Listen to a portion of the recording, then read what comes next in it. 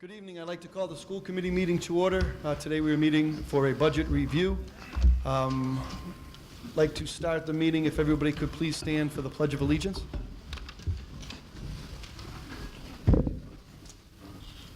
I pledge allegiance to the flag of the United States of America and to the republic for which it stands, one nation, under God, indivisible, with liberty and justice for all.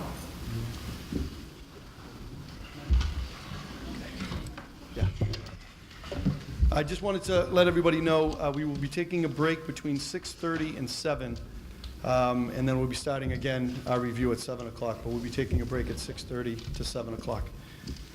And I know we had a number of items that we discussed yesterday. We're going to continue those topics. I'll turn it over to you, Ms. Murtagh. I know you have some paperwork for us. Thank you, Mr. Mayor. Thank you, Mr. Mayor. Tonight we decided that we are going to go line by line through Accountable Unit 17, which is special education, and then we are also going to look at Peoria High School. So,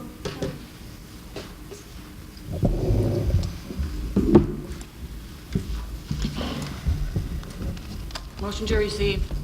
Second.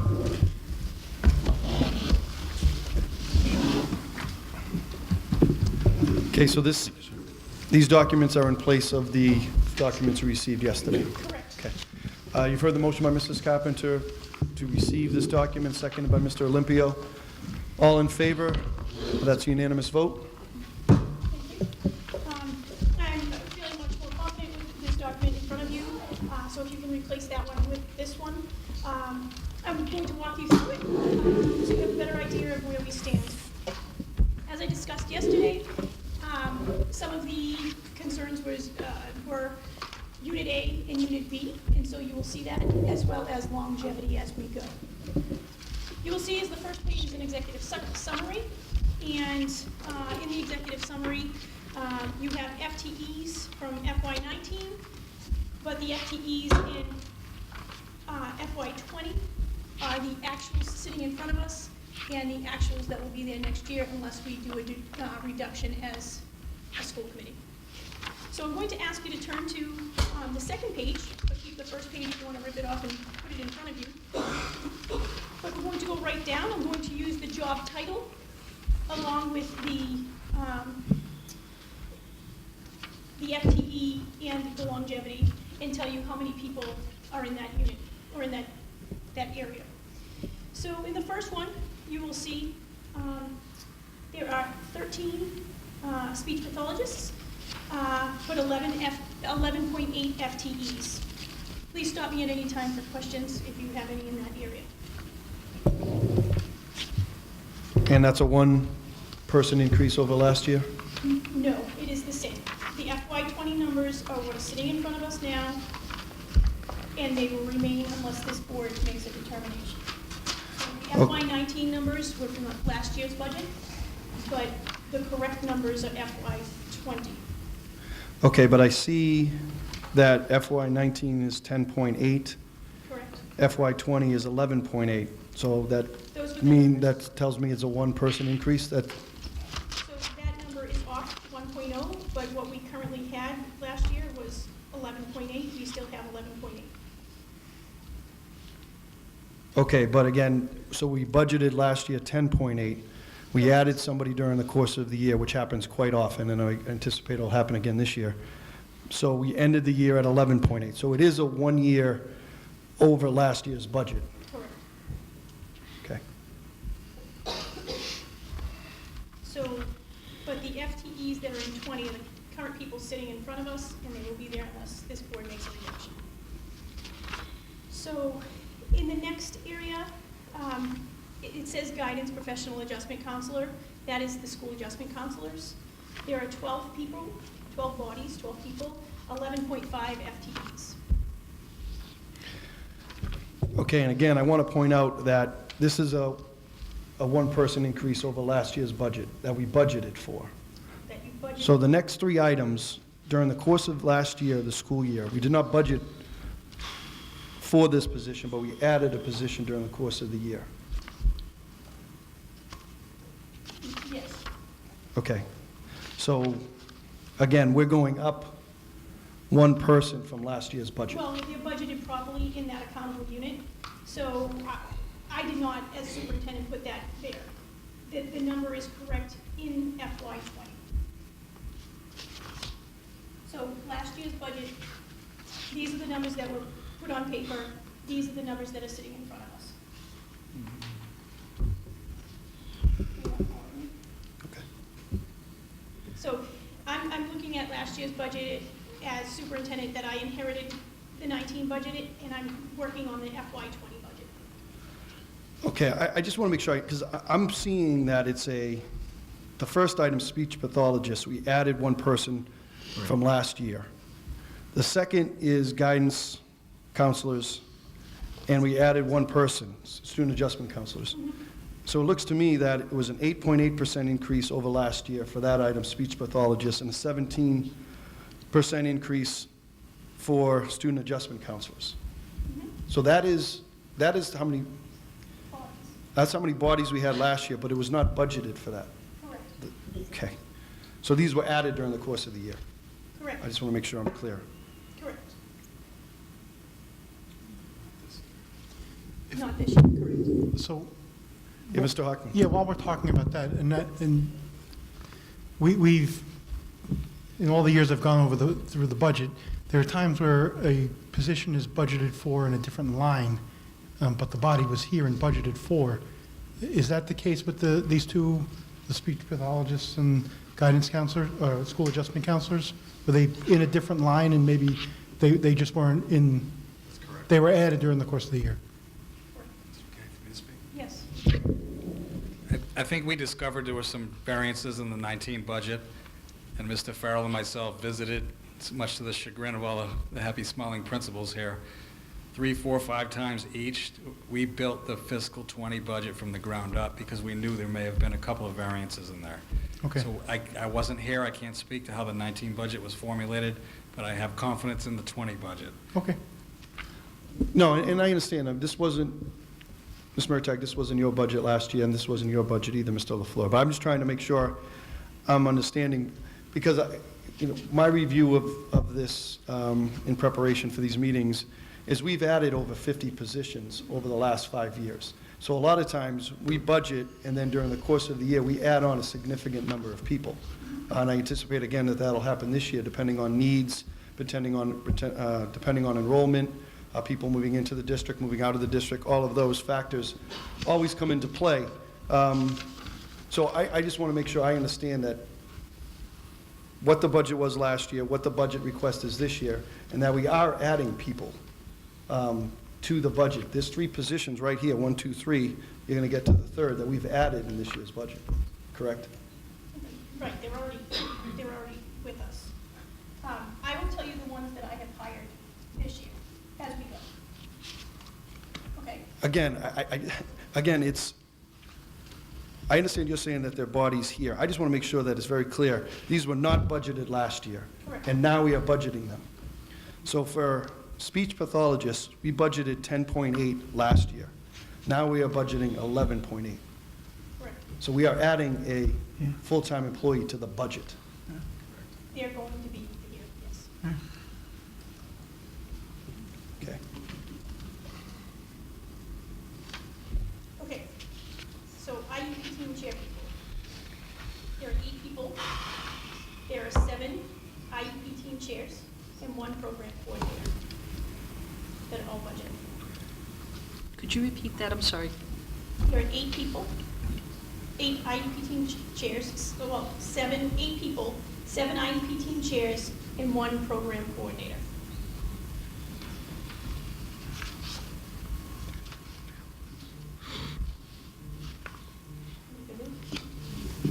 The next is our pre-K. There are 8 FTE preschool teachers. In the next area, there are 6 psychologists.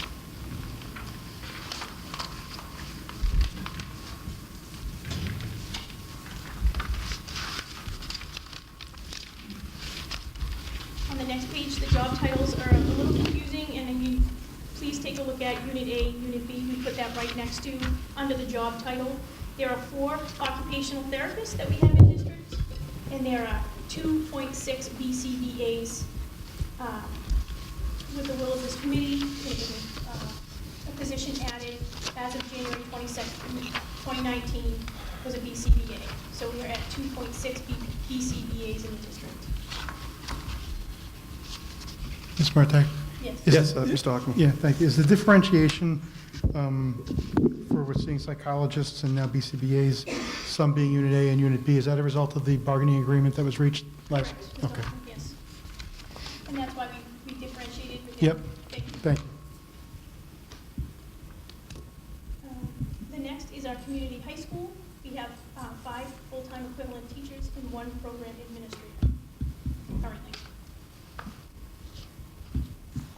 The next is our preschool paras.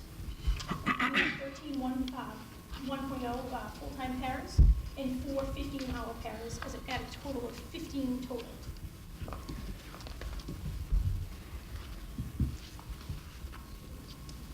In the next area, we have 3. We have 1 clerk typist at 1 full-time equivalency.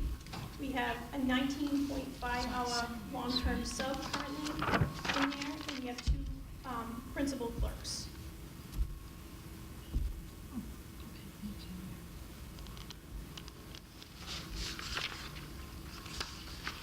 We have 1.8 deaf and hard of hearing teachers.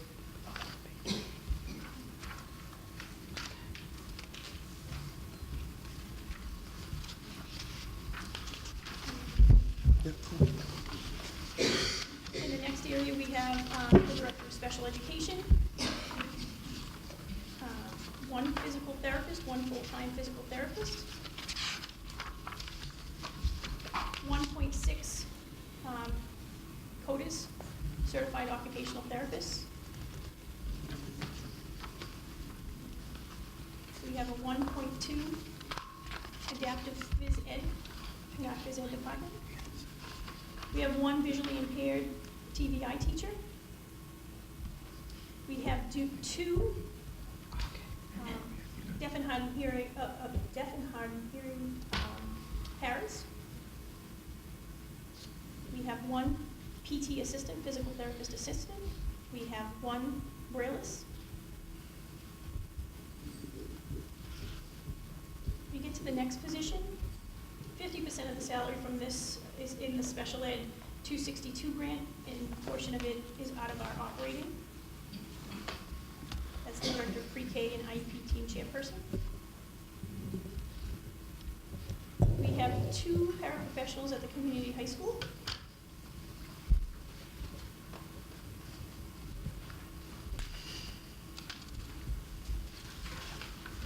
The next page is our revenues and offsets from the preschool tuitions.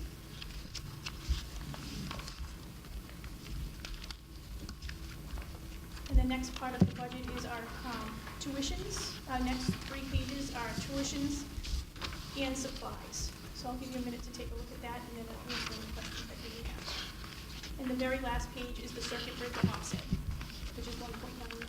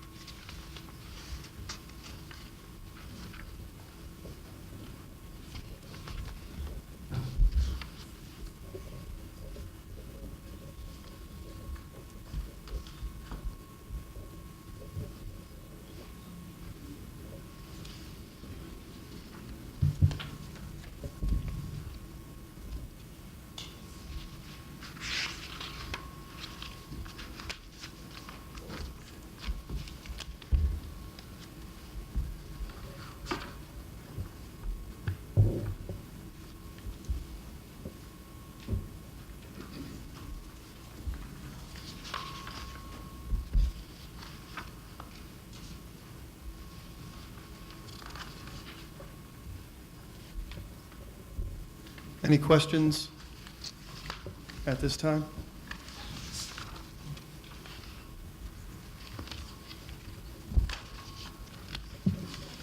Oh, thank you. Mrs. Dunn? My question is on residential tuition.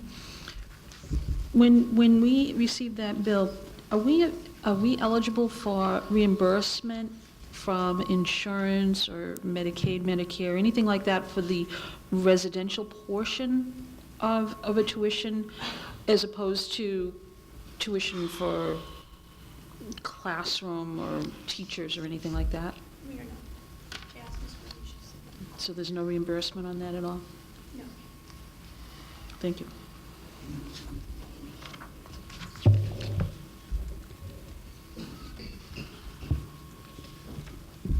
Thank you, Ms. Dunn. Mr. Hockman?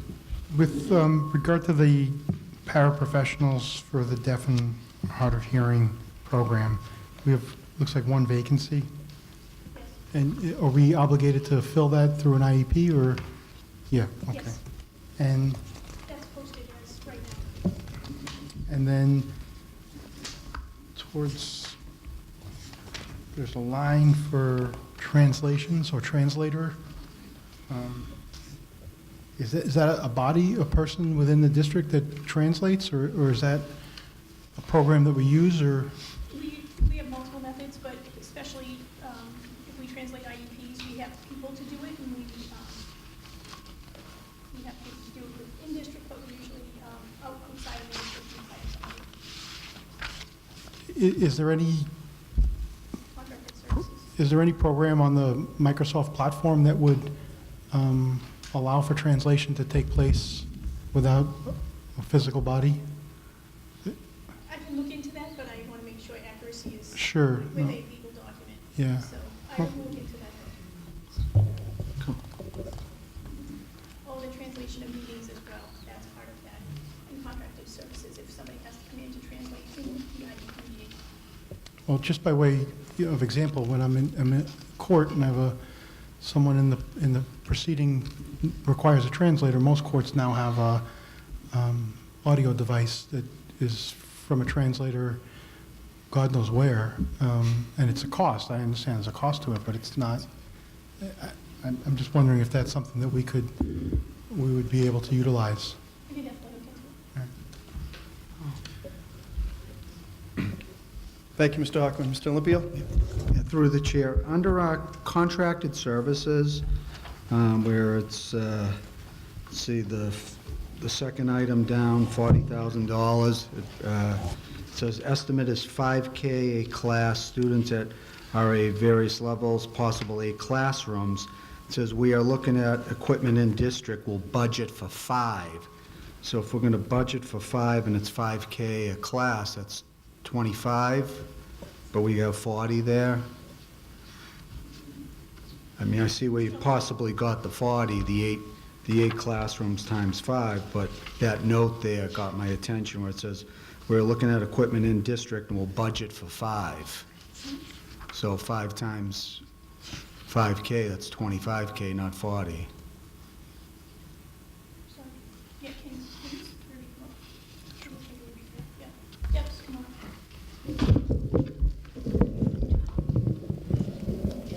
So we have several students, probably 5 going up to the high school next year. The middle school is equipped with handling FM systems for all kids in all classes. We don't have that capability at the high school, so we have to anticipate that. So we have kids that are going up, and they're in different levels, so they're in different classrooms. So we have to make sure that each of the sub-classrooms that they're in have the ability to have this. We have some FM systems in wall adaptions that we have within the district that we're looking for. And, but we anticipate we have to have at least 8 rooms that are set up for our students to learn and access the curriculum. So that's where that came from, John. It Yep. was, Mr. Olympio, I'm sorry. No, and I was just confused. It says we are looking at equipment in district. Yep. And we will budget for 5. Right, so we're hoping to get 3 within the district and not have to Right, purchase them I so that we'll understand. have. So could we put 25,000, I mean, that's Yeah. $15,000 savings. We can do that. Yeah. I'm not saying, sorry, Ms. Rute. That's all. If I didn't see that comment about we're going to budget for 5. Okay, thank you, Mr. Olympio. A couple questions for me. So I'm looking at this in terms of our special education budget, and the FY19 last year was $10,167,683. This year, we are budgeting, or the request is to budget $11,705,878. So, to me, it looks like a $1,538,000 increase for special ed this year, and that's what's being proposed. That's a 15% increase over last year's budget. That's the first question. That's what we're looking at, 1.5. So yesterday, in the document that was presented, the increase was for $1,600,413. So it looks to me that we have a $62,000 difference to the savings today, from $1,600,000 yesterday to $1,500,000, and I can't tell if that's a 38 or a 28.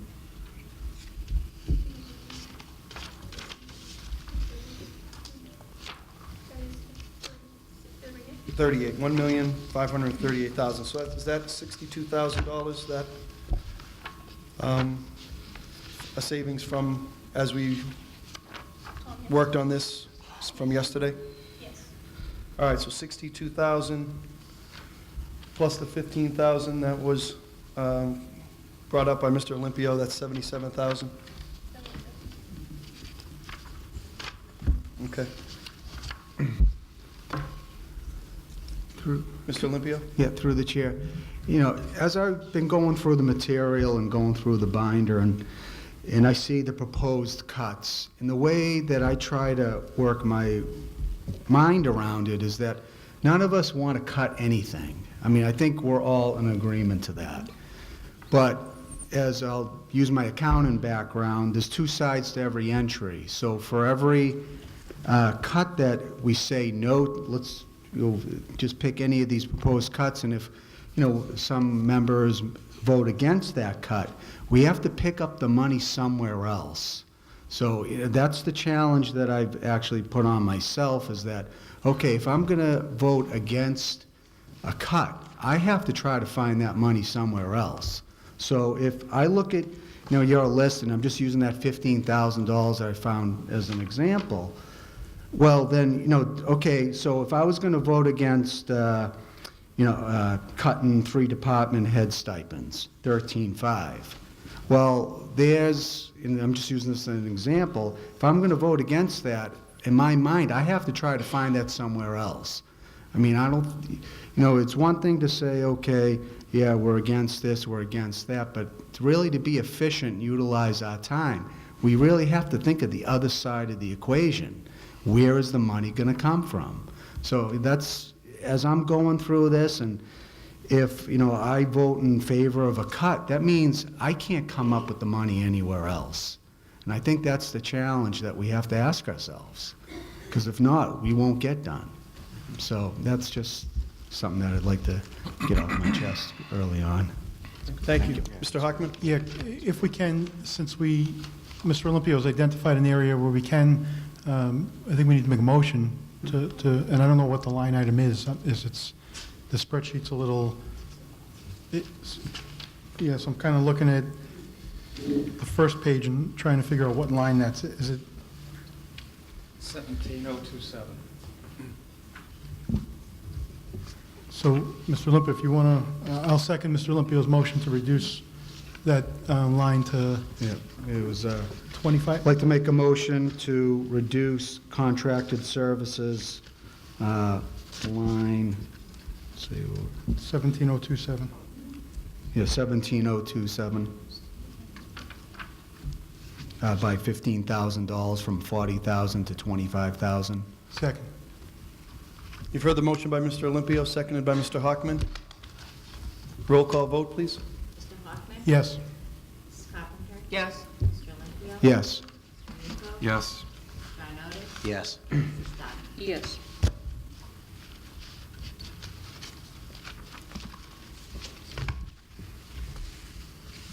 Any other questions or thoughts or requests for information on Accountable Unit 17? Mrs. Dunn? We had spoken about this before, and now we have it in front of us, the legal fees. When we have contracted with the law firm that represents the district, is this a retainer or is this an hourly rate? Do we have that? It's hourly rate.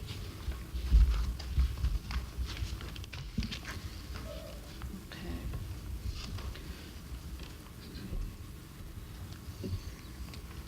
And last year, in the budget, we paid, or we had budgeted 55, now we've gone up to 88, an increase of $33,000. Do we know what the actual was for FY '19? Do the numbers around I here know. right now?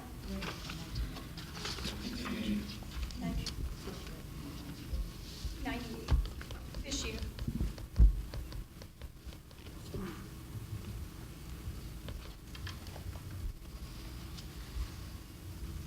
All right.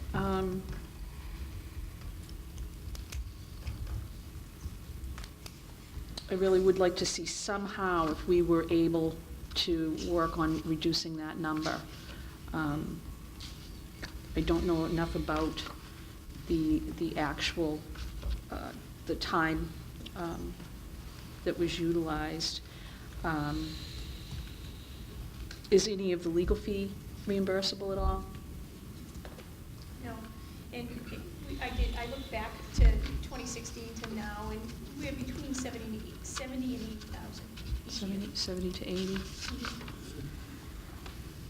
All right. Well, thank you. Thank you. Mr. Amico?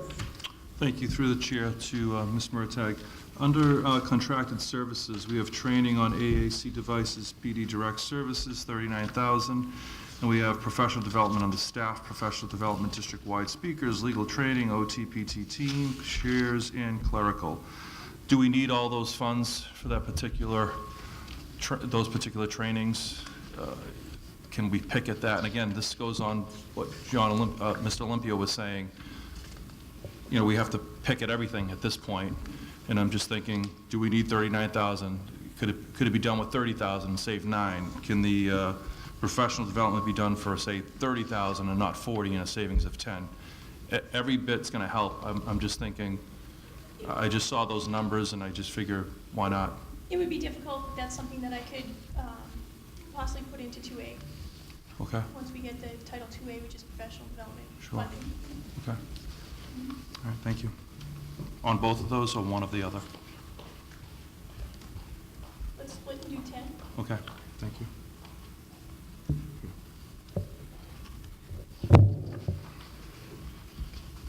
Do you want to make a motion? I'd like to make a motion to reduce the training on, did you want the first one or the second one, Ms. Murtagh? Where can I take it from? I would take it from the bottom one. Okay. 40,000. Okay, I'd like to make a motion to reduce the professional development from 40,000 to 30,000, a reduction of $10,000. I'll Second. I'll second. I've heard the motion by Mr. Amico, seconded by Mr. Olympio. On the motion, Mr. Hockman? Yeah, Ms. Gruby, either through the chair to you or Ms. Murtagh, just can you tell me what this looks like a little bit? You think there's the opportunity to get $10,000 from a grant that to offset this? Is that, In Title 2A, yes, or Title 4. That's an improvement grant. and what, if that's the case, what is it that we're going to forego that we currently use those grants for? Well, it's all different professional development throughout the district for all of our teachers, for all of us, administration. But those legal trainings can come out of 2A.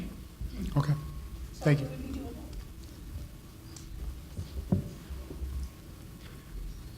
Roll call on the motion, please. Mr. Hoffman? yes. Carpenter? Yes. Mr. Olympia? Yes. Mr. Amico? Yes. Mr. Arnott? Yes. Mrs. Dunn? Yes.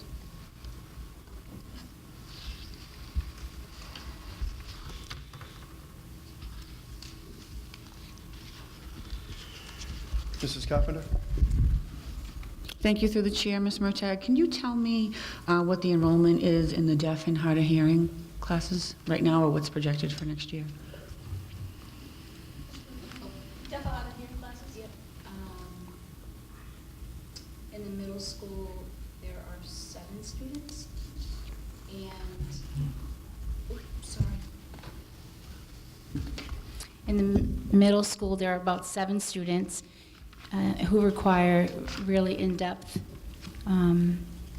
both interpretation and outside with reviewing the language of what happened in class. And then there are students throughout the district, I would say probably 35, that are, and I might be off a few students, but those students are tested if they have, they're recommended by their teachers or the principals or, you know, the IST teams or whatever to be tested and purchased equipment so that they can get FM systems in the classroom. Thank you. Yep.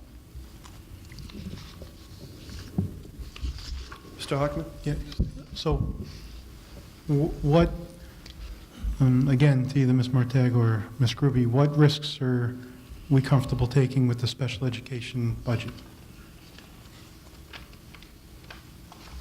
And there's expectations for number of students being placed out of district. I know we special education and the regular education staff does a great job trying to maintain students within the district. Are there any, I'm noticing just on the sheet that we received at the initial budget meeting that there's, I don't think there's anything on this initial sheet with regard to special education.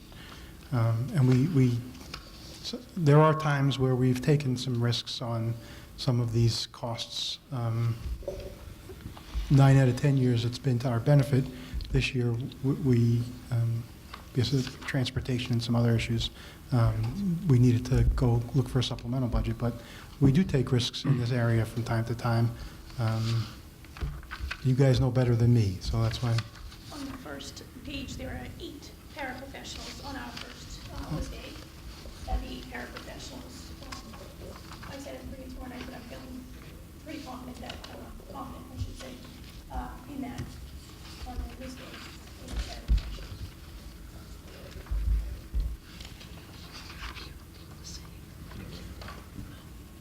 On this list. This is list A that was given out first night. On April 30th? Yes. Yeah. I see library paraprofessionals, attendance paraprofessionals. Keep going. Okay. The administration, district, it says district-wide 8. Oh, I see.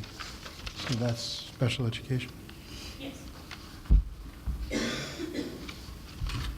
I guess maybe I'm talking more in terms of tuitions and than, I mean, we're legally obligated to comply with IEPs, and if paraprofessionals are within those, we're going to bring them back if that's what's required. But I'm talking really more in the terms of tuitions out and some of the other expenses that, and it doesn't sound like we're comfortable with any risks. What we have is what you're comfortable with.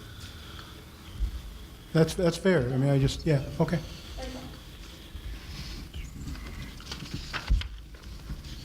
If I could, I know we were presented with a document A and document B with items that need to be discussed. I do think that there would be a third item to be discussed, and I think we will need to look at special education, some transportation, some utilities, substitutes, things that we have had risks, put ourselves at risk for in the past. I think we have been too far down and making too big of a risk. But I think there is opportunities here that we need to look at as we dig deeper into the budget. I mean, this year, I know we had 2 students that moved into the district during the course of the year that required needs that totaled between the 2 students over $400,000. That was not budgeted last year. So those are things that happen, and we need to make adjustments during the course of the year to account for that. Do you see are there any opportunities that maybe that were out-of-district placements that we could bring in back to the city? You see any opportunities like that that could work for us with an investment maybe that would save us sending out a student for significant costs? Anything that you might see in that type of scenario? Well, since 2016, we've brought back 37 kids through attrition in that, and we've built up some programs really, really well. I think that sometimes we don't have any choice when students move in, and the laws are so strict that we have to find that money and pay. But I think we're always looking, Mayor Betancourt, to bring students back in various, for all programs. And also this year, we've actually taken 4 students in to our programs because our programs are that good. Our teachers are amazing and our staff is amazing. And so we're getting some returns on that because we're building our programs. So we've Great. had some revenue to kind of offset some of the outplacements that we've had that we've gotten by surprise. Great. That's excellent. I think that's something, obviously, that we need to continue to look at. And that's why I was wondering if there's opportunities, if we know that there are a few students in Peabody that are being placed out of district, and they have maybe similar needs, if it makes sense to hire a new teacher here, or a new instructor here. So I'm sure you're always looking at that, and that's, obviously, you've done that by reducing the number, but I think those are good investments that we need to continue to look at.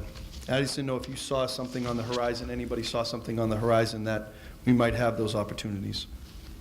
One thing I am looking at, but it is going to take, I can't pull it right now, Mayor, is the social pragmatics at the middle school, because we have the new BCBA on site there, and that's something I'm going to be working with Principal King and Mrs. Groovy, so that next meeting might be able to come down a little bit.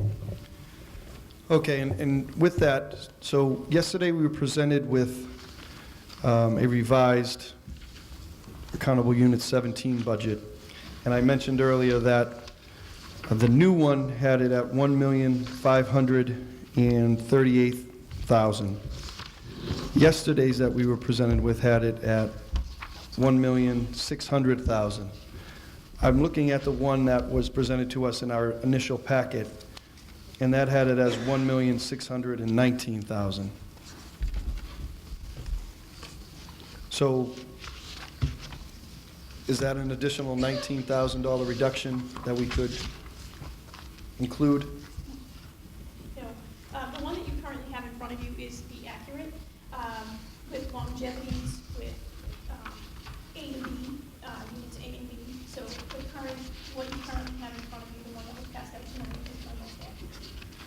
Okay, so then that one that's presented tonight, the up-to-date one, has it at $1,538,000. The earlier one that we received with the initial packet was $1,618,000, an $80,000 difference. So $80,000 plus the 15 from the earlier motion plus the 10 from the earlier motion, that's $105,000.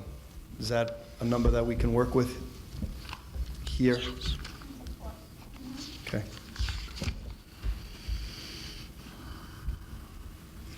$3 million to go. Any other questions on Accountable Unit 17?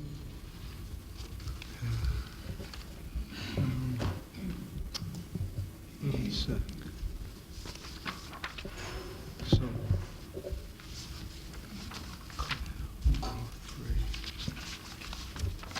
Okay, wait, I'm wondering- hold on 1 second.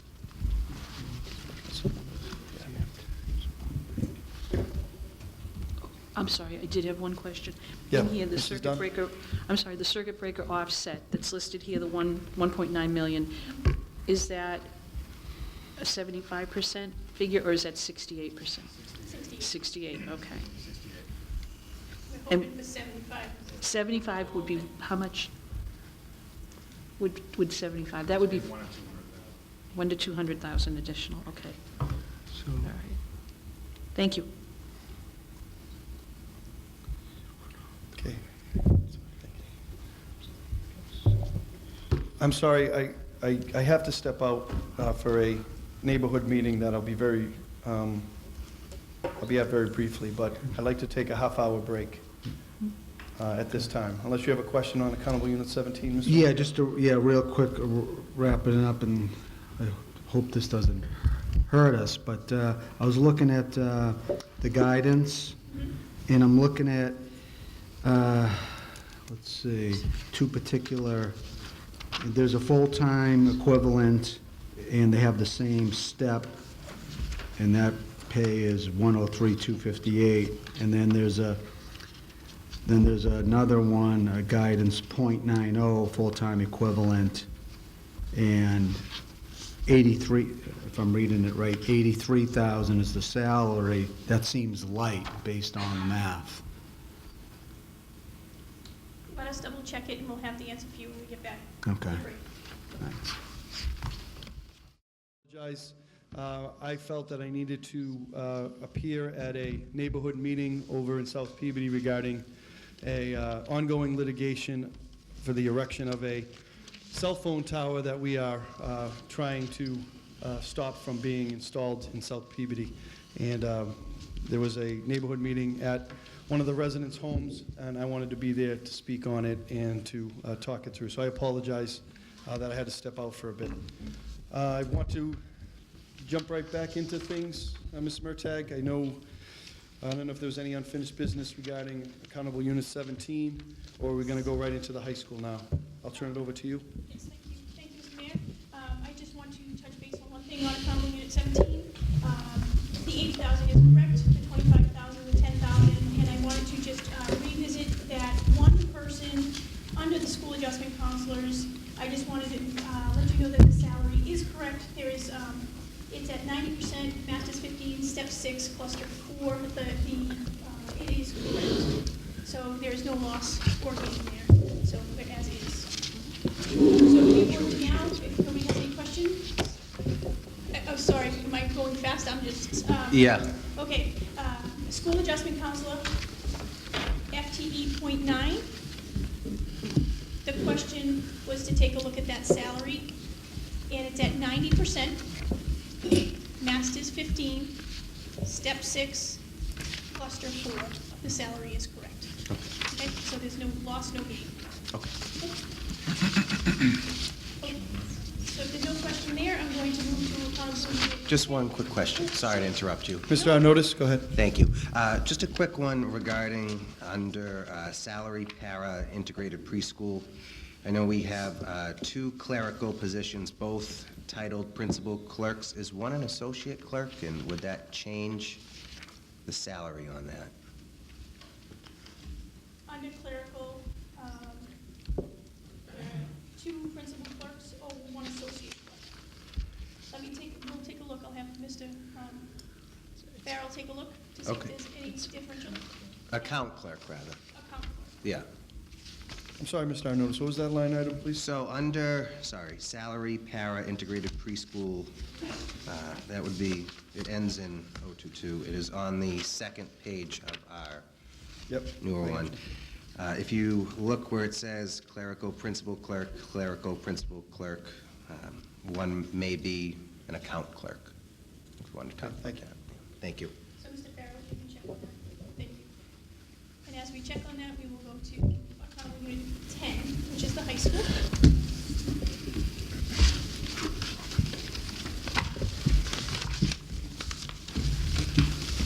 Yeah, I think, does everybody have a copy of the handout?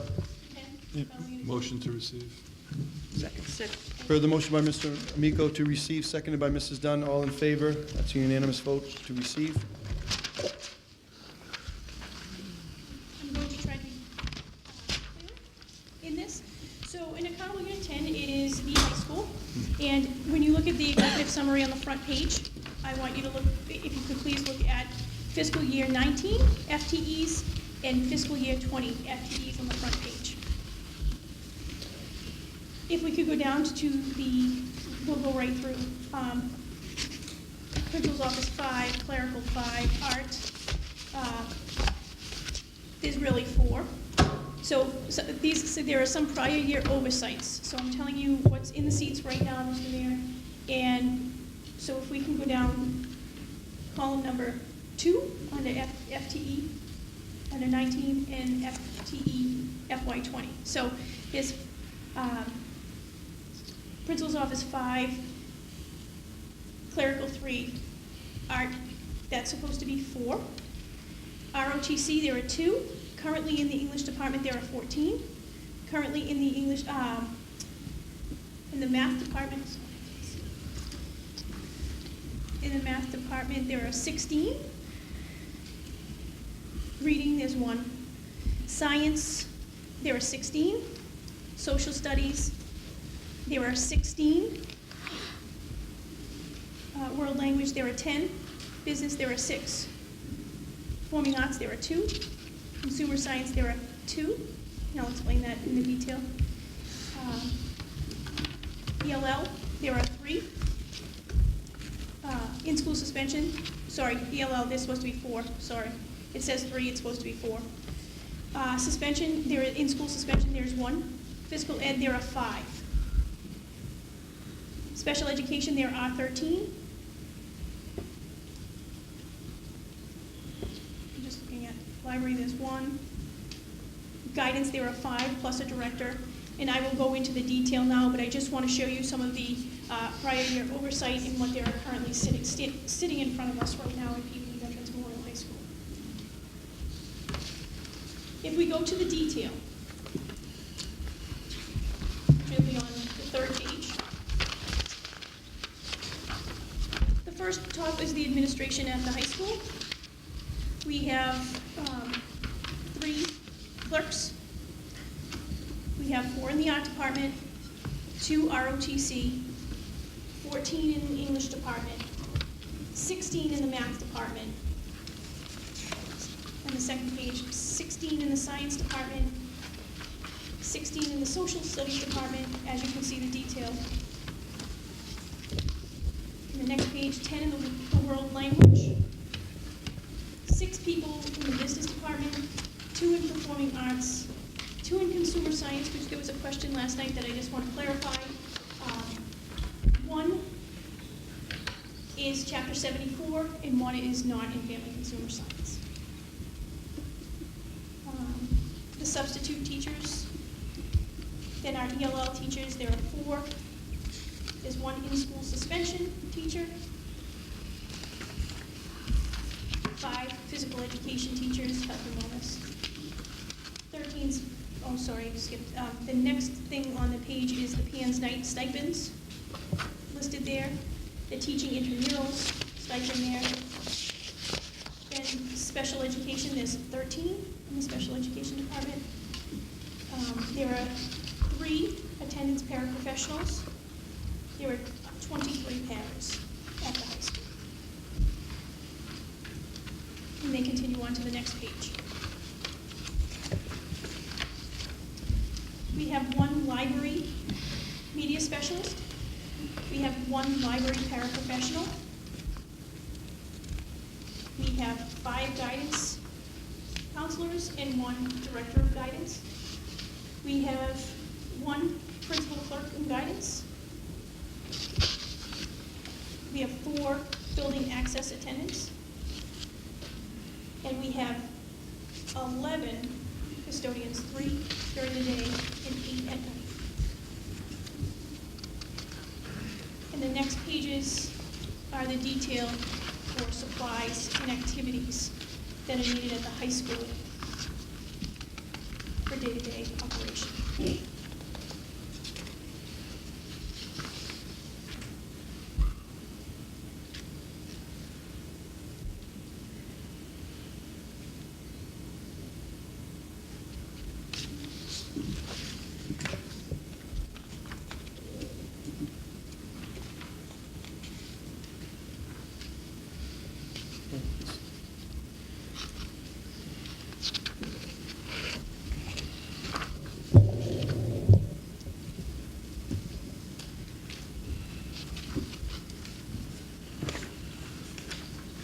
Okay, I'd open it up to any questions or comments, or? Actually, just, again, I want to compare the new document with what we were presented with earlier. So it looks like the new salaries we have here, just the top half, salaries comes to 398,000. No, excuse me, it'll be a 398,000 increase. In the earlier one we received with the original packet, it was 472,000.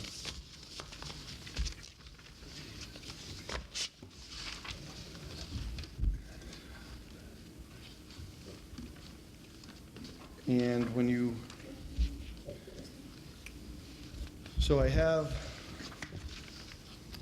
the new packet we received today has $398,000 increase. That's for salaries. The one we received some time ago with the original packet was 472,000. Total for the budget of Peabody High School is a $448,000 increase listed in the new packet. In the old packet, it's 513. I'm just seeing, is that a $65,000 adjustment that was made from? Yes.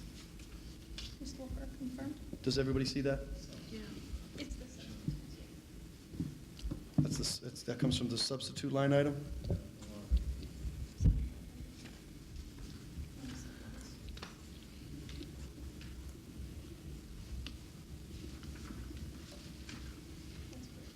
Okay.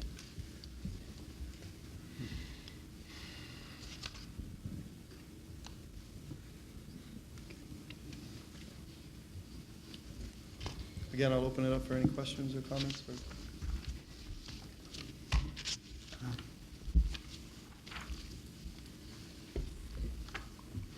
Thank you, Mr. Olympia. Yeah, through the chair. Ms. Mertag, under custodians, the way I read it, we have, 3-day custodians and 8 night custodians? That is correct.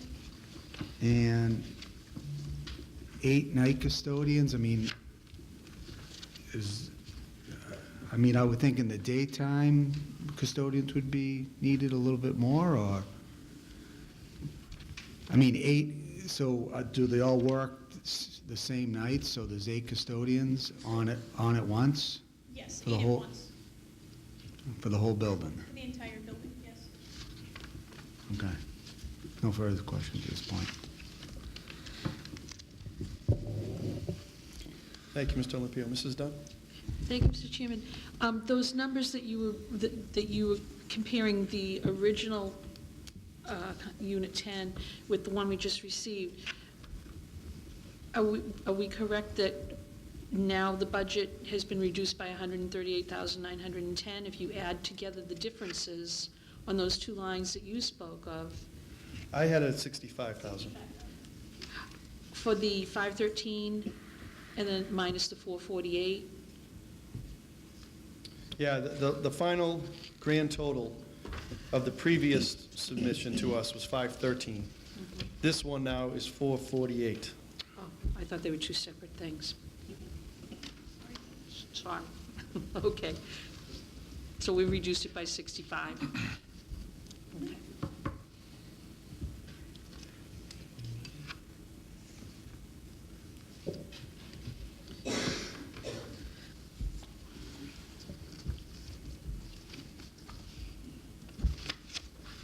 Mrs. Dunn, you have the floor.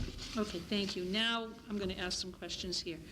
All right, one of these suggested cuts that we were given were 5 teachers at the high school.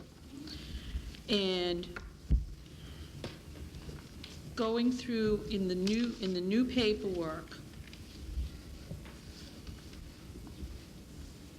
are the notes that say 1 full-time equivalent not being filled. Are those cuts that we are looking at taking a vote on, or are those cuts that have basically already been made? Because what's confusing for me on this budget is we're learning that things were already cut in the budget, in the documents we have, which is the budget. So I don't know, okay, if we're gonna cut, what is it, we're gonna cut it, I'll use an example, we're gonna cut an English teacher.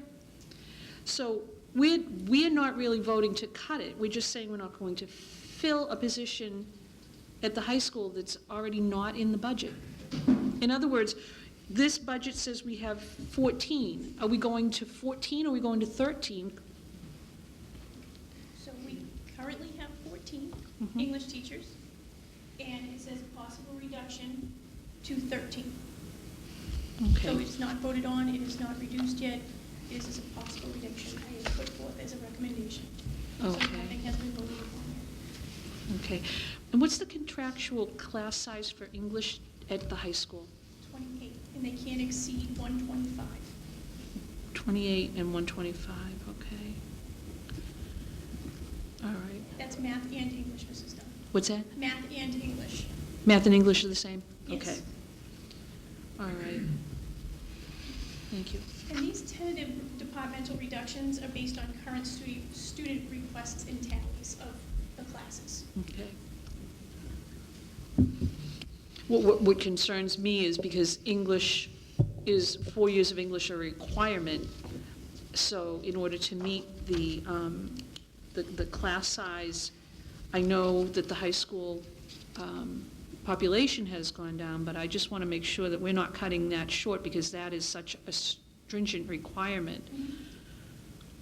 And we're going to be able to meet that with 13 teachers? Yes. How many do we have now? We have 14? Last year, we had budgeted 15?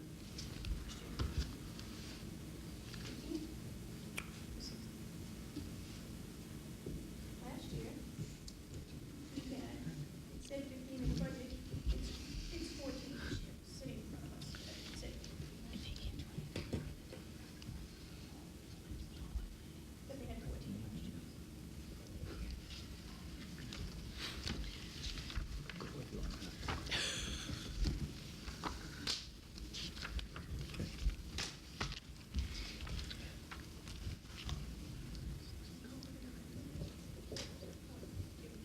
Yes. So, Ms. Dunn, I just want to review as I spoke to the mayor. So currently in English, we have 14 people, 14 teachers. If we make the reduction, we'll have 13. Same thing where I proposed a reduction in social studies. So they would go from 16 to 50. In math, they currently have 16. I'm proposing a reduction of 1 to 15. And nothing is done in this budget book in front of you. Science, none. Oh, social studies, 16. Family consumer science to 1. We currently have 2. One's in chapter 74, one is not, a reduction of 1. In community high school, we currently have 5 teachers, a reduction of 1.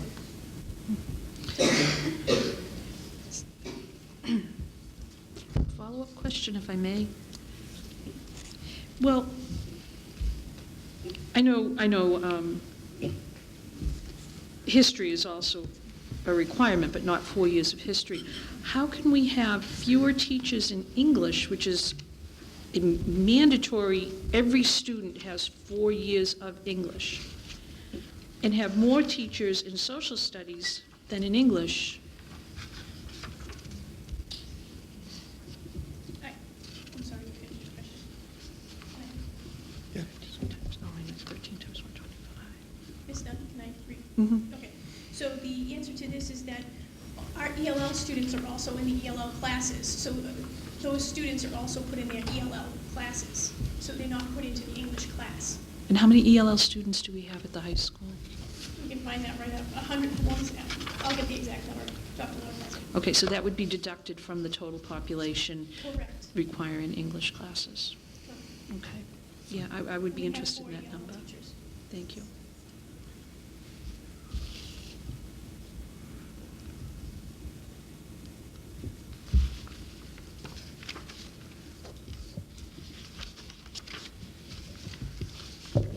You all set, Mrs. Dunn? I am, thank you. Okay.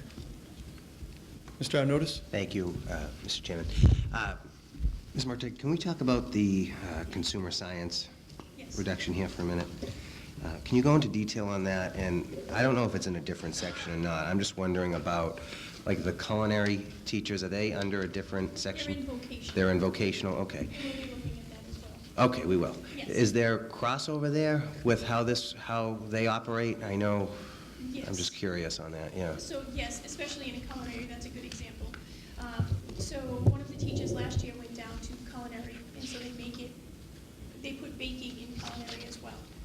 Okay. For instance, this family consumer science teacher is in chapter 74 in early childhood education. We have the 5 programs. Yeah, So that's how it relates. It does go to vocational as well. okay. But there is one that is not, and then we'll have some other teachers pick up. And that- I guess my those question classes. is, where did the reduction idea for that reduction come from? Were the numbers down for family and consumer science, or what was? Yes, but if we reduce one of the department heads, we could perhaps have that teacher pick up some of those classes as well. Because they can teach 20% out. So you would reduce one and then have that teacher teach additional? Is that what you're saying? Department head. If we reduce a department head, Yeah, they can pick up 3 classes. okay, So we would have that teacher be a full-time teacher and not a .6. okay, So they would pick up some responsibilities in the classroom. okay. Okay. I'm good for right now. Thank you. Thank you, Mr. Arnottis. Mrs. Dunn? So what class would be cut? What course would be cut with the cut of a consumer science teacher?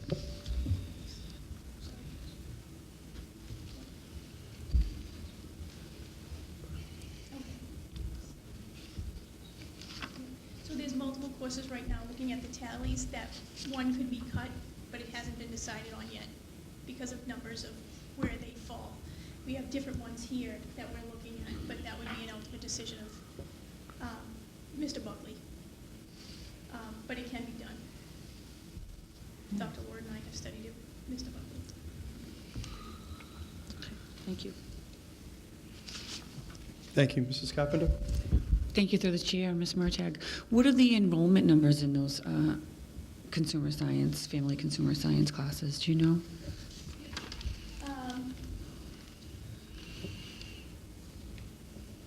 Go ahead, you can say it. Hi, there are several courses the students have request tallies for right now. Clothing design has 23 students. Clothing design 2 has 7. Clothing design 3 has 1. Nutrition has 28. International foods has 98. World cuisine has 7 requests. And these 2 are part of that program, correct? Yes. That's James. Did you say requests? Is this for next year? The tallies. Student requests. And the current enrollments, all those classes are full? The classes haven't been created yet, but these are a number of students who would like to get into that class and fits into their schedule. Which one was 98? International foods. And the first numbers that you gave me, 23, 7, and 1, that was design? Clothing design, yep. So it's clothing design 1, and then was it 2, and then, And 3, yep. okay. So they're well, Those well are- sought. Those are all one semester classes. Mm-hmm. Okay.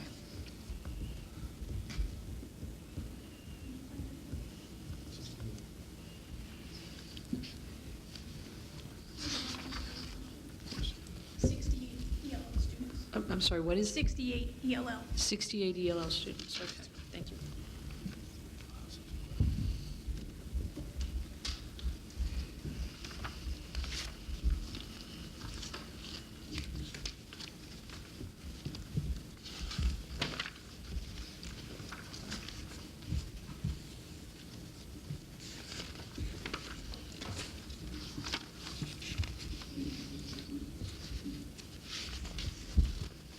Any other questions or thoughts? Mr. Hockman? So if I'm hearing you, the way I think I'm hearing you, your staff reductions in terms, or proposed staff reductions in terms of teachers, works in conjunction with your proposed reduction for department heads, so that all of those classes that you we talked about consumer science classes, so not all of those classes would go away, because a department head who's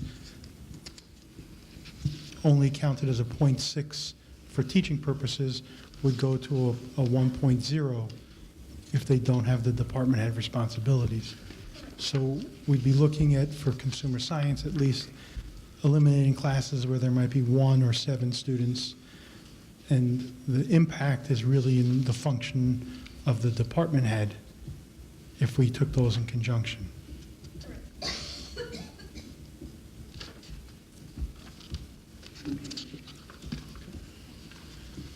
Thank you, Mr. Hockman. Yes. Mr. Arnottis? Thank you. I have a question on the attendance paras, if we could jump to that one. On list A, I believe it is, we have the attendance paras. The two salaries are 11,559 and change, and then 13,315 and change.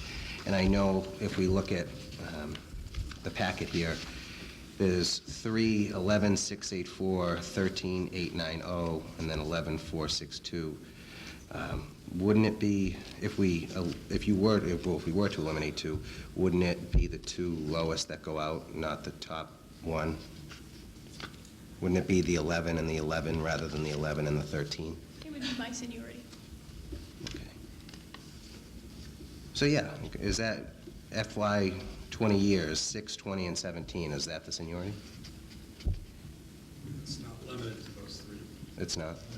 Okay. Yeah. Okay, so that's what it would be then? I think where that, it is in the spreadsheet over here where it says possible potential reduction, is that what you're looking at? Yep. Yeah, that's just where it lays in the sheet. It's not, it's just in the Excel spreadsheet where it has, it's not the person there. Okay. That is a possible reduction. Okay. So I guess my question is it the 11 and the 13, or would it actually be 11, 11? Am I just wrong about that, or?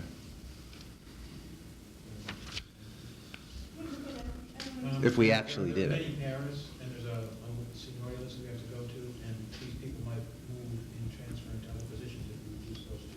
So someone else might come in and replace that person, or they might move to someplace else based on that seniority list. Okay. Okay. So that doesn't involve just those 2, it involves maybe 2. Okay.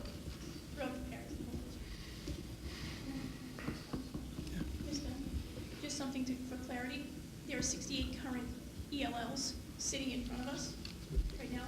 What we just did, we looked at who's coming up to us. There'll be 88 88, ELLs. okay.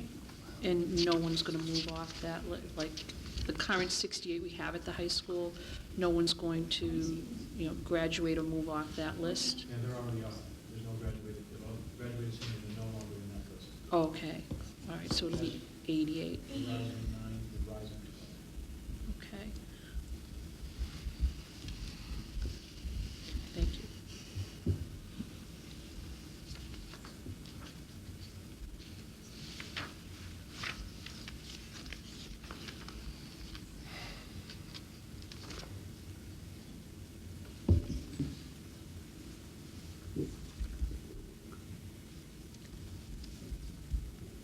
Mr. Hockman? Can you please just explain for me the art teacher salary line? We budgeted for 2 FTEs, and we currently have 4 FTEs at the high school, and that's what the proposed budget maintains. Are you looking at the front sheet and then looking at the back sheet? We could look at, yeah, I mean, either one, doesn't matter. So prior year oversight, there was budgeted 2, it's really 4. So there are 4 teachers, if you look at the backup, 4 art teachers, it's the 1, 2, third one down. Yep. So those 4 teachers have been here for We just had a misstatement in the FY19 budget? Correct. Okay.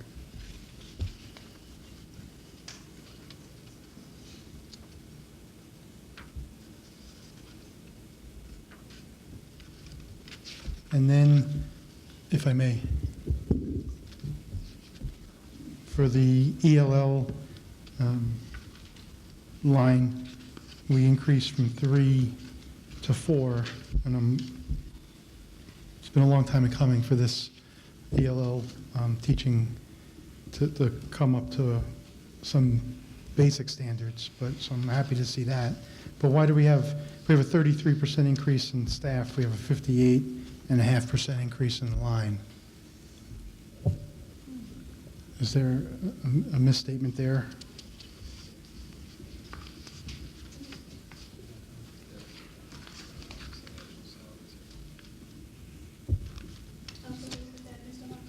But we did add the 4th last year Yeah. and carry over this year, but I see what you're saying, so I will take note of that.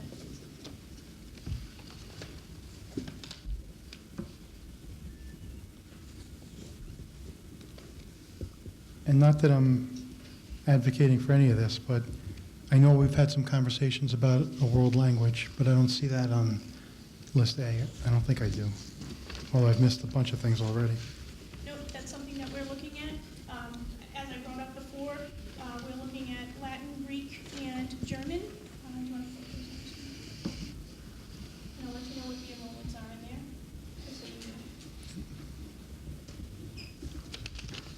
Could you please give us the enrollments of all the languages? All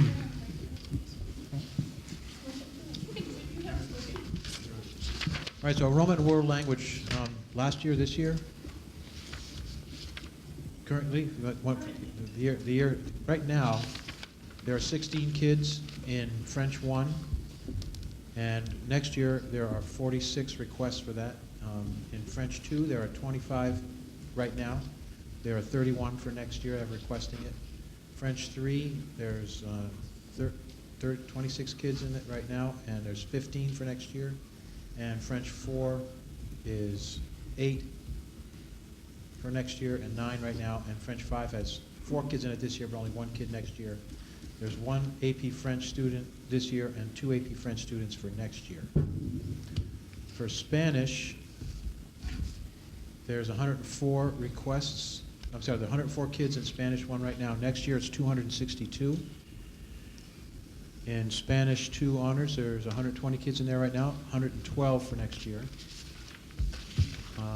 Spanish 2 CP1, there's 50 kids in there now, 32 for next year. Spanish 3 honors right now, there's 103 in there right now, 100 for next year, about the same. Spanish 3 CP1, there's 14 kids this year, there's 40 for next year. Spanish 4, there's 48 kids in there right now, and 64 for next year. There are interesting there's no Spanish 5 honors this year, but there are 17 kids that want to get into Spanish 5 honors next year. There's 12 AP Spanish this year, but only 2 for next year. Portuguese, there's 50 this year, 55 next year. Portuguese 2, 16 this year, 50 next year. Portuguese 3, 25 this year, 13 next year. And Portuguese 4, 10 this year, and 11 next year. Greek, there's right now 12 in Greek 1, 3 in Greek 2, 7 in Greek 3, and 7 in Greek 4. Latin, there's currently 5 in Latin 1, 2 in Latin 2, and 2 in Latin 3. German, there's currently 6 in German 1, and 8 in German 2, and 2 in German 3, and then they added a half-year German class in there with 1 or 2 kids in it for this year. Those are the ones we're thinking of reducing. As of next year, there are 8 kids that would like Greek 1, 9 kids Greek 2, 2 kids Greek 3, 2 kids Greek 4. And for Latin, 8 kids Greek 1 and 2 kids Latin 2. And for German, 24 students for German 1, 8 for German 2, 3 for German 3, and 4 for German 2. The Italians, requests, 13 this year for Italian 1, 43 for next year, 39 for Italian 2 this year, 16 for next year, Italian 3, 19 this year, 12 next year, and Italian 4, 19 this year, 7 next year. Can you give me Italian 1 again, please? I'm sorry. Italian 1 is, for next year, 43, This year. and this year's 13. So when you say 43 for next year, those are students who have identified that they'd like to take that Correct. class, but it may not fit in their schedule. So we don't know how many You don't know how many will students. actually get in there yet, yeah.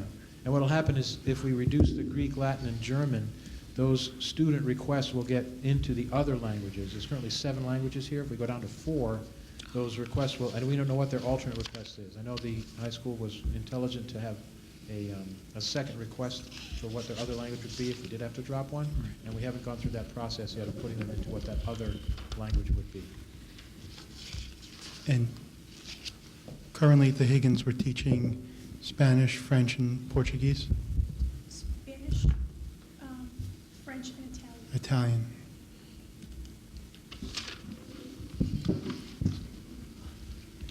To the extent that you know, if we were to consider a reduction for, I think you mentioned Latin, Greek, and German, what would that translate into FTEs? I'm still working on that, Mr. Hoffman. That's still a question. Okay, That's why it's not up to you. thank you. I'll yield from there. Thank you, Mr. Hawk. Mrs. Dunn? And actually, more for you, Mr. Arnottis, we've been through this before. When the classes in the higher level of the languages, the numbers go down, we don't have a classroom with just 7 kids in it. They actually are taught in a full classroom, but the teacher differentiates the instruction for the more advanced students so that it's not like 4 different classes of a language, but the kids are at a different level, and they may all be in the same classroom. We've done that in the past, Combination classes. Okay. yeah. So, Thank you. also, you're welcome. And, Yeah. and I know you were concerned about the loss of the French teacher at Higgins. yeah. I know that will come up. But we can see the fall off from what we cut at Higgins and how that affects the high school and the languages.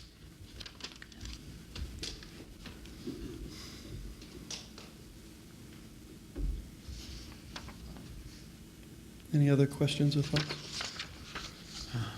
Mr. Olympio? Yeah, through the chair, under extracurriculars, salaries, there was a $48,550. Is that, is that position filled? Is that, can you explain that a little bit to me? Those are all the extracurricular, meaning the Spanish club, the performing arts club. Okay. All the club stipended positions. So, okay, that's accumulation of, That's everything. okay. Yes. And, okay, so on your, for lack of a better word, your cut list under extracurriculars, there was, it says 9, is that 9th grade? It was for 11,625 on your sheet from yesterday. But then on the right-hand side, it says HMS, is that Higgins Middle School? That's Higgins Middle School. Okay, what's the 9 represent over there in the left-hand column? Is that the grade level, or? Oh, sorry, that's the account unit. Higgins is number 9. Okay, That's the account unit. okay. All right, thank you. No further questions for now.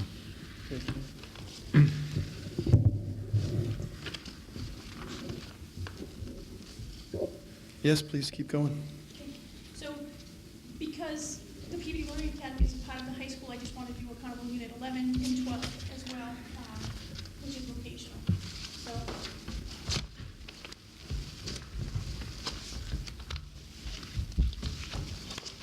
Motion received.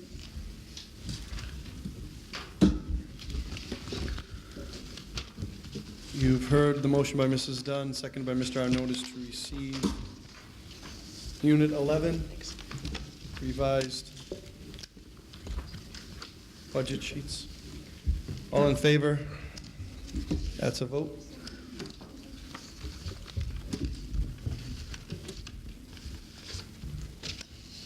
I just wanted to put it like together. The Peabody Learning Academy, there are 2 teachers there and 1 director. So that is the front sheet. And you'll see that on the second sheet as well. And on the third sheet is the supplies. There was no change. Just I want you to have that.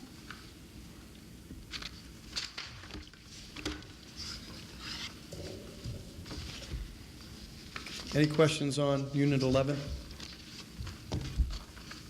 Peabody Learning Academy, Mrs. Dunn? Thank you, Mr. Chairman. We had talked before, I know that the mall had paid to, or the Simon Youth Foundation had paid to expand the space for the Learning Academy, and we were going to expand the program as well. And is that obviously is not going to happen now with just the... I would hope that happens in the future, but not right this minute. There's 3 full classrooms that could be utilized, which I would love, but it would be another teacher, and we're dealing with a lot here. So in the future, I would like to see that. Okay.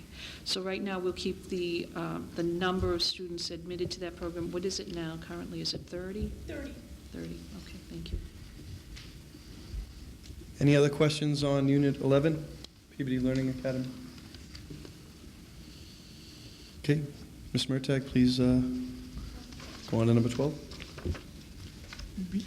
One question, though. Ms. Mer- I'm sorry, Mr. Hockman? Yeah, just one question. There's no substitute line in this accountable unit. Is that encompassed in accountable unit 10? Yes. Yeah. Yes. That's why I'm doing these together, so you can see it.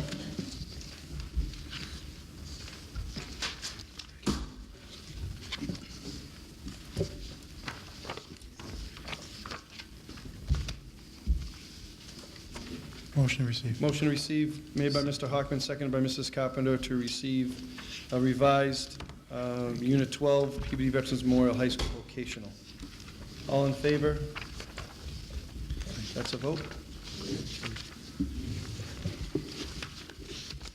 So in the vocational, we have the director. We have our early childhood program. We have our culinary, our electronics, culinary. We have 5 programs, and you'll see that in the next page. It will be reflected in the detail.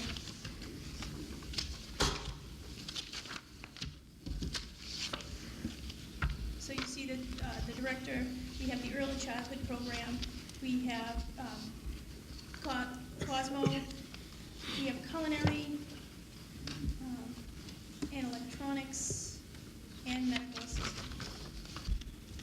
So there's really no changes here in this, but I wanted to bring this forward with the high school, because those are the 3 accounting units.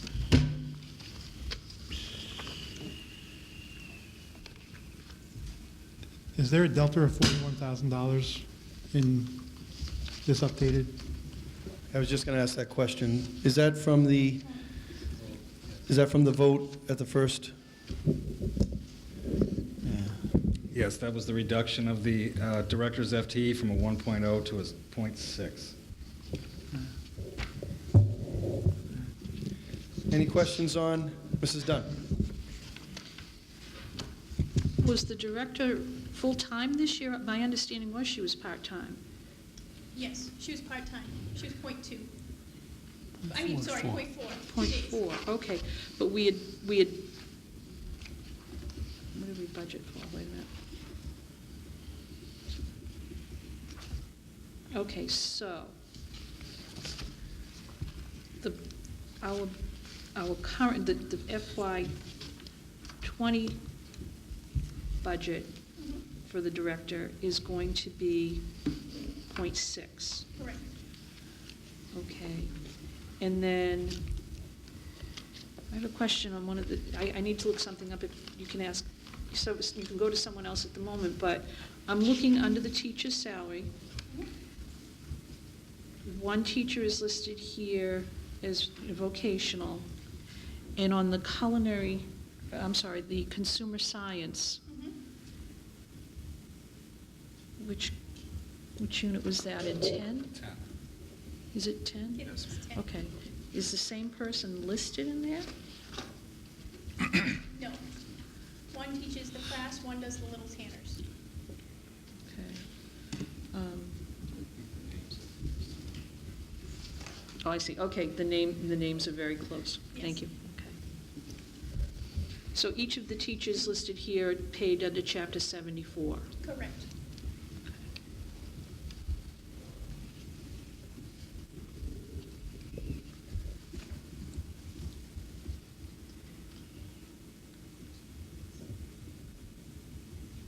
You all set, Mrs. Dunn? I think so. Our early childhood program is Chapter 74 program, right? Correct. We have 5 programs. Okay. It just looks different because you have early childhood separated out from the other vocational teachers. Yeah, I don't know why that's like that, but it is. But it is Chapter 74. Okay. It's a DESI report. Reporting, they want it reported separately, so we have to bring it up. So. Okay, thank you.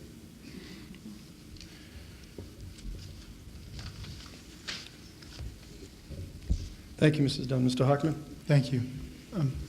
Do we generate any revenue through the Little Tanners early childcare? Mr. LaFleur, do you have that? The Little Tanners? I don't have it here handy now. Okay, but it's in a different accountable unit? Okay. That's fine. We do. Okay, we can get that for tomorrow or next week.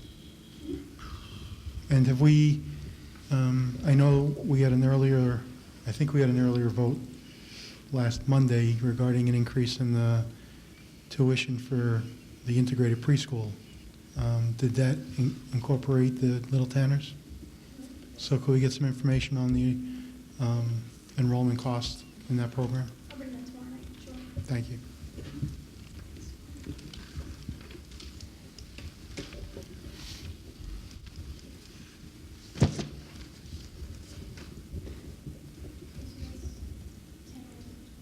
Okay.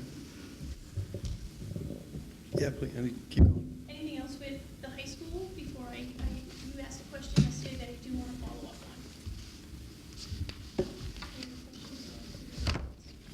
on? You asked me for school choice, so children that go out. We have 52 children that go out to other districts. And we have 111 that come in. But 11 of those students are graduating.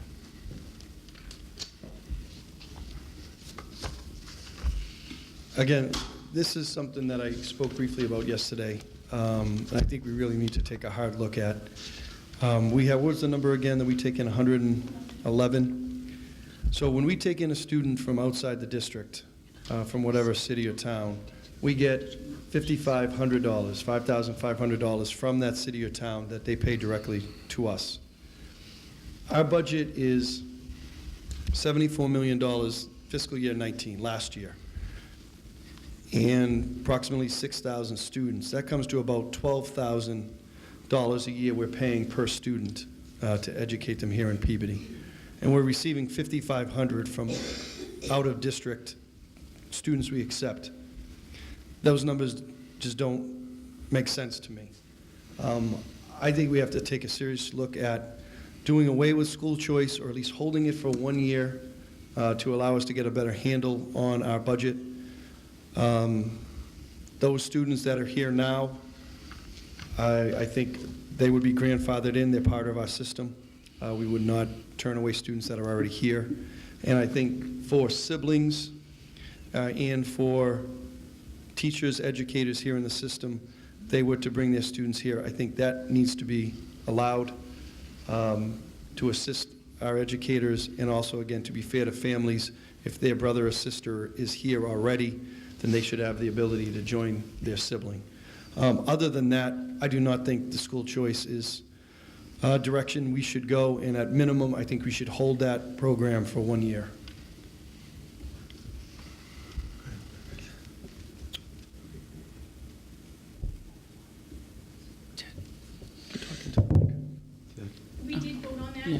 school choice last school committee meeting?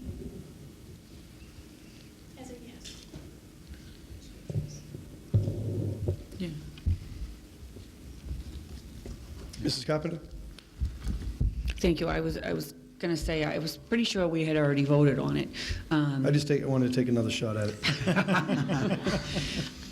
I believe my recollection is we voted on it with a heavy recommendation to our superintendent to only accept faculties, students, and siblings. If we do not, if we reconsider that vote, and it's a no, not to allow, it would be to not allow anyone. I think it has to be an affirmative vote to allow anyone to come at all. I think there's some disagreement maybe on the language as to what our responsibilities are. Again, I can just tell you, I know that we have many applications coming in, many. And it's great for our school district in the sense that before, the reason we instituted this program years ago was because we were sending out 50-plus students and we weren't getting any in. Now we're getting 50-plus students that are leaving, but we have well over 100 or 111 coming in. I know, based on discussions, that we have applications coming in every day, quite a number of applications. That requires our superintendent, our assistant superintendent, their team to review those applications, have multiple meetings, tying them up from doing other work that I think they would, I know or I believe would like to work on much more than those applications. And that's why, again, I feel strongly about this. I just want to finish on that, Yeah. on that point. I agree with you. I've voted in the past, no, not to have it because of those circumstances and previous superintendents. You know, we had originally voted it in to make some money.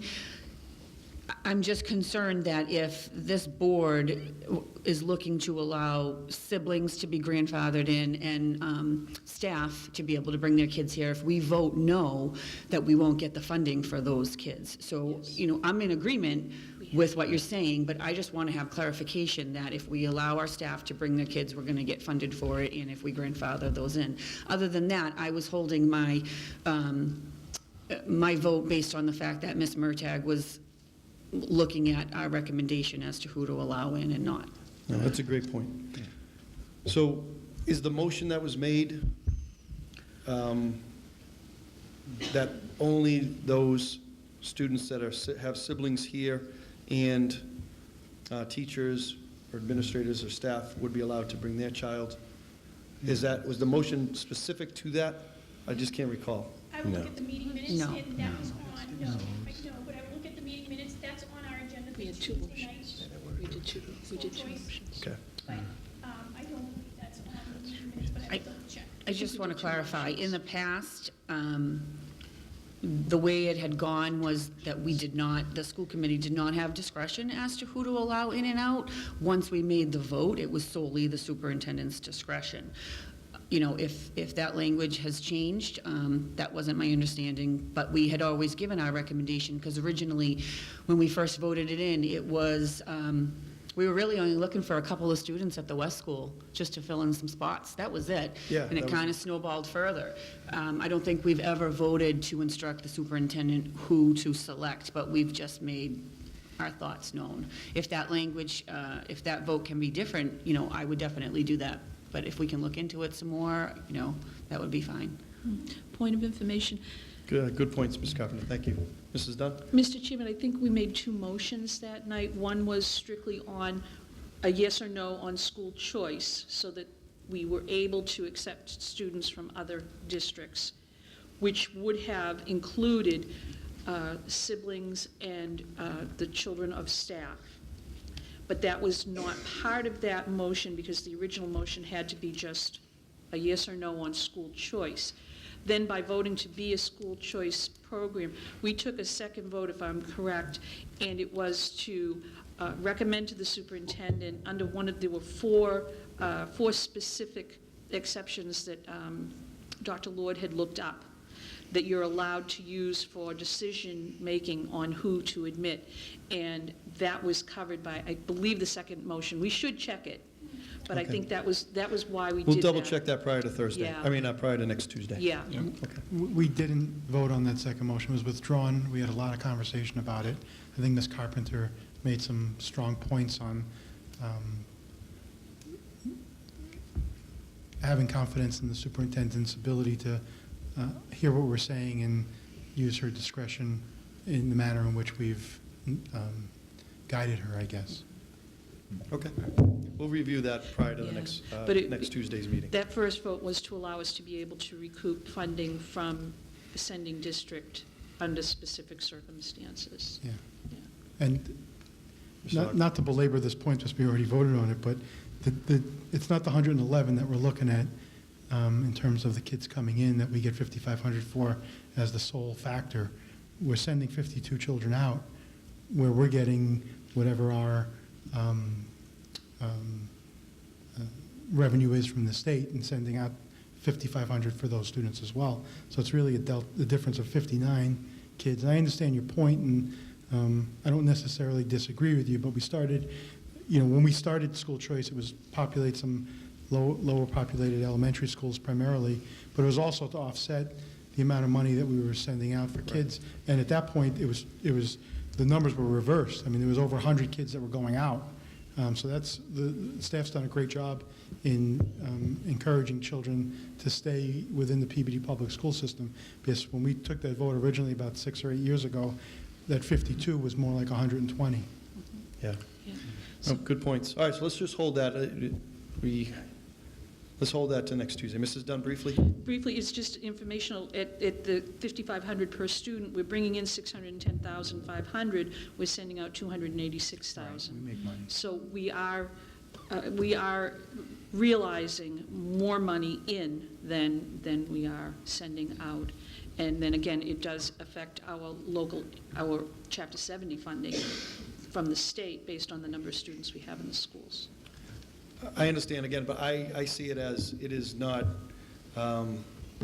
it's a loss for the city of Peabody. I look at it as a $6,500 loss. If we're paying $12,000 per student, and we're only receiving $5,500 from outside, an outside city to pay for that student, to me, that's $6,500 that we're losing per student. That could be going to the students that are here in Peabody. Could we ask for some information on that? With the state funding that comes in based on our student numbers, when a student is here on school choice, is the funding that comes from the state reduced by $5,500 that is sent from another community? Or do we receive a set fee per student and the $5,500 is in addition to that? If you could look that up. Thank you. Okay. Well, 5,500 times 111. I think that's what the number is. Oh, I understand that, but what I'm saying, I just want to see if there's two different amounts of revenue attached to the students. Okay, thank you, Mrs. Dunn. Okay, let's move forward then. Okay. All right, so that's what I have for tonight. Account will be 17, 10, 11, 12, and then back to our A's and B's.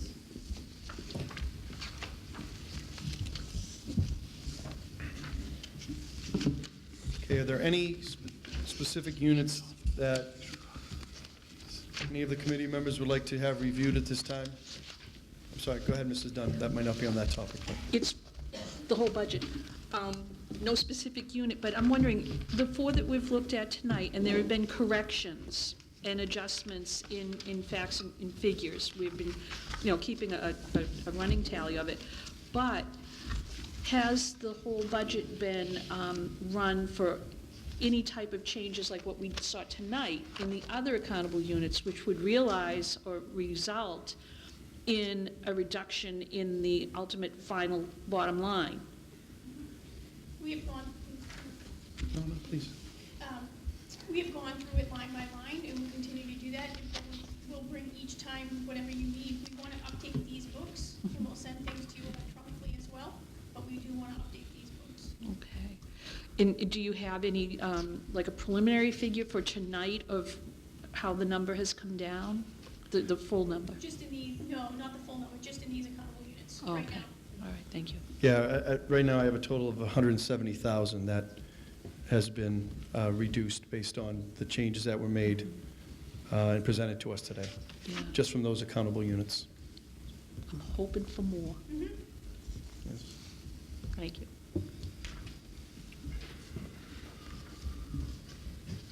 I'll open it up. Any comments, questions, thoughts at this time? 11, 10.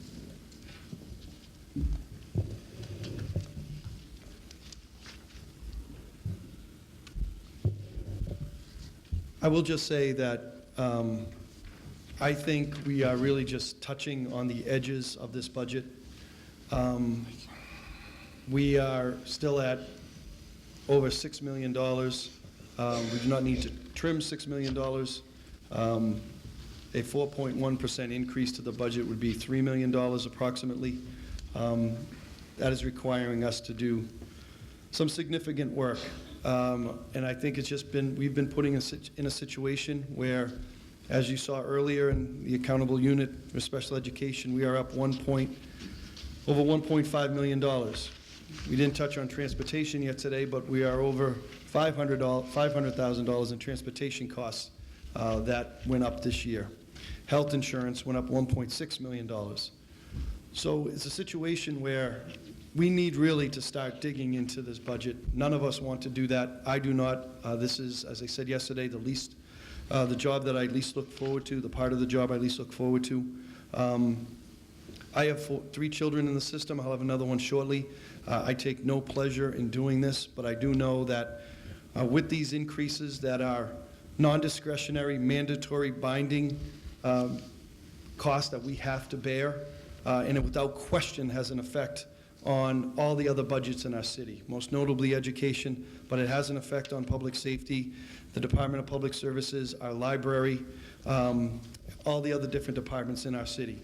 Unfortunately, we're in that position, but again, being mayor of the city, advocating for all the departments, the money I want to go is to education and public safety, but I just cannot move forward with a $6 million increase to the education budget.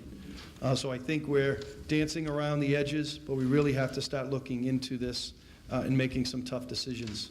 We were presented with List 1, List 2. I'd like to add List 3, which I think is special education, is utilities, is substitutes, possibly health insurance, that we might be able to take some acceptable risk that we've done in the past, not to the degree that we've done in the past, because I think we've taken too much risk. But I believe there is risk that we can take on some numbers that would allow us to maintain some programs and some staff here in the city. But again, that I think has to come up at the next meeting. I'm certainly willing to talk about that. Also, I mentioned the early retirement. I did get some calls about that. That is a program that I think might also be available and also allow us some flexibility if we were able to move forward with that and get in a situation where there might be some high out, low in situations that could potentially allow for some more money. But again, a lot to discuss, and I think we need to get it into the heart of it soon enough. Mrs. Dunn? I would like to ask if we could have 2 figures. One is the current transportation figure that you have in here, which follows our current distances, the current policy regarding distances. I'd like to know what the difference would be if we went to the state minimum, if that's possible. And also, I will be honest with everyone, I don't remember the last time we looked at school lunch prices, but I do think we should at least look at those, because that is an area that we should look at annually anyway, but it may be time to increase school lunch prices, because it is a cost center that we really are responsible for knowing how that's operating. Thank you, Mrs. Dunn. Mr. Miko? Thank you, through the chair of the committee. Thank you, Ms. Dunn. As the mayor said, these are real numbers, and I was looking at some earlier today. $2.7 million, we're shy $6 million hypothetically. $2.7 million, we're looking at 2% raises for teachers, step raises, lane changes, and these are all earned. I mean, they deserve that. 1.2 in transportation, 1.6 in healthcare. If we restore the supplies of 500,000, we're at 5.5. These are all items that we have to pay out. So as the mayor said, and I totally agree, we really have to start. I mean, Mr. Olympia, you chipped away at 25,000. I chipped away at 10. Mr. Hockman, you chipped away a little bit. I think we're done chipping away. I think we really have to, at this point, I mean, I hate to say it, but we have to make some cuts. I mean, we have to get to zero. And by chipping away here, I don't think we're making much movement here, so something to think about. Thank you, Mr. Miko. Mr. Huck? Thank you. First, I'd like to just take a procedural vote. At the conclusion of yesterday's meeting, I was handed some materials from the visual arts department head that I provided to everybody. I'd just like to make a motion to receive it so that Second. we can include it in the record. Okay. One thing, if I may, Motion made by Mr. Huckman to receive, seconded by Mrs. Dunn. All in favor? It's received. Mr. Huckman, please. thank you. You're right, Mr. Amico. We've kind of had a lot of information thrown at us, and we need to digest it and absorb it and kind of talk through and figure out how we're going to get there. I know I brought up when we took the vote, I think it was on April 30th, for the increase in the athletic fee to $175 per student athlete and $350 for a family cap. Just looking at accountable unit, and I talked about the expense of some sports as compared to others, and I just like to flesh that out a little bit with an accountable unit 16, which is athletics. Ice time, rental for ice time for our boys and girls teams, and I don't know how many kids are on those teams, at $49,000. I think we have about 20 or 25 kids on each team at $150 per student. You can see how the numbers don't add up. I think we're going to look to have some reductions in some, staff members in front of students, which is going to hurt. It's going to hurt staff members and it's going to hurt students. I think we need to look at making some of these athletic costs, especially the ones that are as, the significant disparity in that particular sport, real for those players. I can't justify subsidizing a sport to that degree in exchange for whether it be reading specialists or library paras or whatever it is that we're going to look at. It just, it just doesn't make much sense to me from a global perspective from the school department. And I don't mean to pick on that particular sport, but to me it's glaring, the disparity between the user fee and the actual cost. I'd like to see us maybe look at, and I think we have time to, it would be difficult to pull together, but look at some tiered type of user fee for athletics. It's implemented in most school districts around here. It wouldn't be difficult to get the information, so I'd like to see if we can maybe see what other districts are doing. That's just one thought. Okay, thank you, Mr. Huck. Mr. Arnottis, then I'll go to Mr. Miko. Thank you. Just a few quick points. I do agree with you, Mr. Hockman, on that, and I would be interested in finding out more information as well. I think it's a worthy discussion to have, and considering what we're looking at right now, it's worth talking about.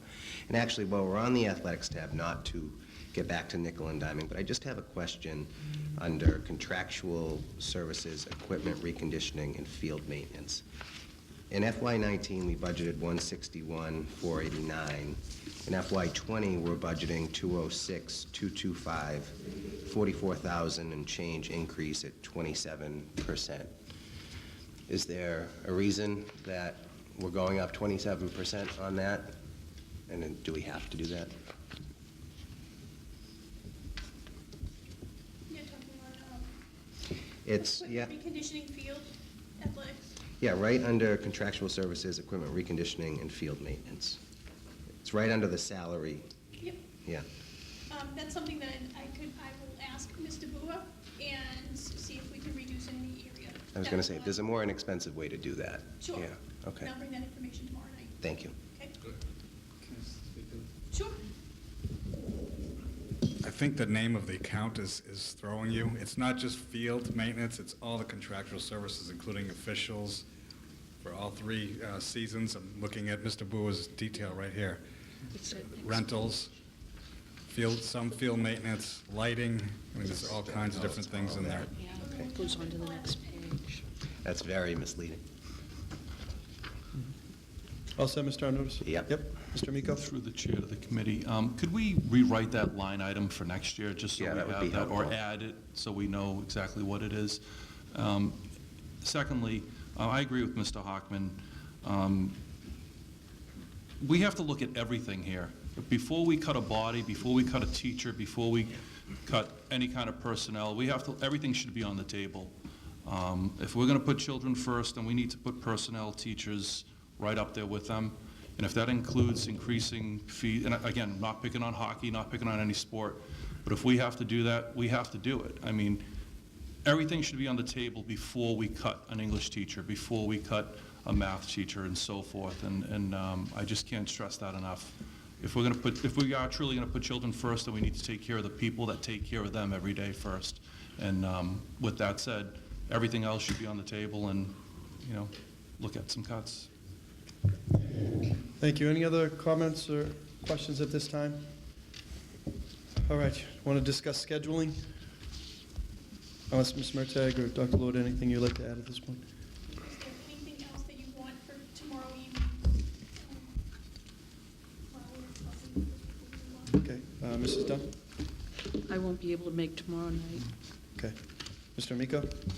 I would ask that we, to the committee, if you want to reschedule tomorrow night's meeting, I would really rather have Ms. Dunn here for the meeting. It's up to the committee, but I think she deserves to be here to hear it. Okay, right now, we have a meeting for tomorrow night that we can discuss. We also have a meeting set up for Monday, 5:30, and next Tuesday at 5:30, prior to the regular meeting at 7. Certainly, we can add other dates and times, propose potentially a weekend meeting. Mr. Amico? And the other part of tomorrow night's meeting, it's an 8 o'clock meeting, and I don't know if, people, I feel weird about having a meeting at 8 o'clock at night. For full disclosure, I'd rather have people being able to be here or watching on TV if it gets too late. I'd be okay with adding another meeting next week in place of tomorrow night's meeting. We could potentially add a Wednesday meeting next week. I know we have George Peabody Medal ceremony at 5:30. We could meet right after that meeting, or after that event. Okay, so no meeting tomorrow night? Is everybody comfortable with that? And just so you know, I'm going to a meeting to fight for more state funding, so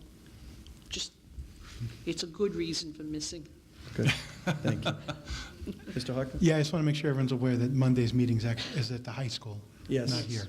At Academic awards tonight, so we're meeting at the high school. 5:30. 5:30, then we were going to break for a period of time, go to the academic awards, and then Probably meet reconvene. following that. Yeah. All right? So we want to put something on for the 15th? 5 o'clock. We have actually, it's 5 o'clock on Monday. Yeah. Oh, 5 o'clock. Do you want to post for Wednesday, the 15th? Why don't we post 6:15 Here, here? after The library, the George Peabody Medals are at the library 5:30. That's usually about a half hour. That would give us time to leave and come over here. Yeah. 6:15. And Tuesday's 5:30. Tuesday's 5:30 before the regular meeting. Okay, any other items to discuss before we adjourn? Motion Okay. to adjourn. Thank you. Thank you.